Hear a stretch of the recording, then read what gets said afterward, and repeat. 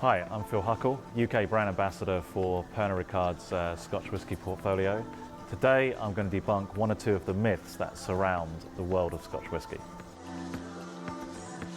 This is not exactly the case. With a single malt whisky, it is a product of one individual distillery from one particular corner of Scotland. And a single malt whisky can have many different characteristics. It can be very smoky, very peaty, or it could be something like Aberlour 12 here, which has got lovely kind of sweet, rich, buttery, floral notes. Not really. The older whiskies will change so much in the cask, but it doesn't necessarily mean that you as a consumer are going to prefer them.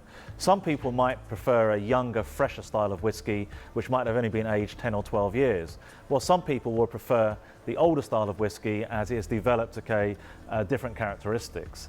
An example here is Aberlour 12 versus Glenlivet 18-year-old. Some people might like the style of this particular distillery at this particular age. It really just depends on your individual palate. This really isn't the case. Generally, a pale whisky will have been aged in American white oak casks, while a darker whisky would have been aged in Spanish Oloroso sherry casks. And so the different types of casks will give the whisky different colours.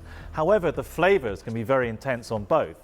For example, Glenlivet Nadura here is aged in an American white oak, whilst Aberlour 12-year-old is a double cask, which is actually aged in the Oloroso sherry cask, and also American white oak as well. But you can see that the Aberlour 12 is much darker than the Glenlivet Nadura. However, the flavours in both will be very intense. And it's just the different combinations of casks, the different types of oak will give the whisky different flavours. So again, it becomes about personal choice to the consumer.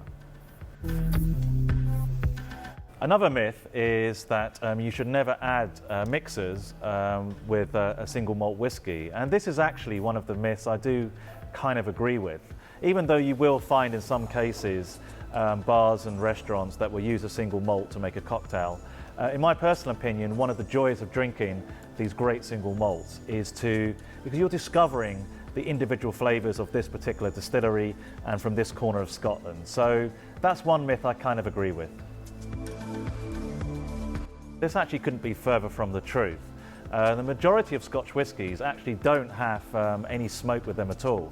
It's only actually like a few that are very smoky, and most of these are actually distilleries that are situated in the west coast in an area of Scotland called Islay. All the top-selling single malts in the world come from a region of Scotland called Speyside. The world's #1 selling single malt is Glenlivet, and Glenlivet is famous for having a very sweet, ripe fruit characteristic and no smoke whatsoever.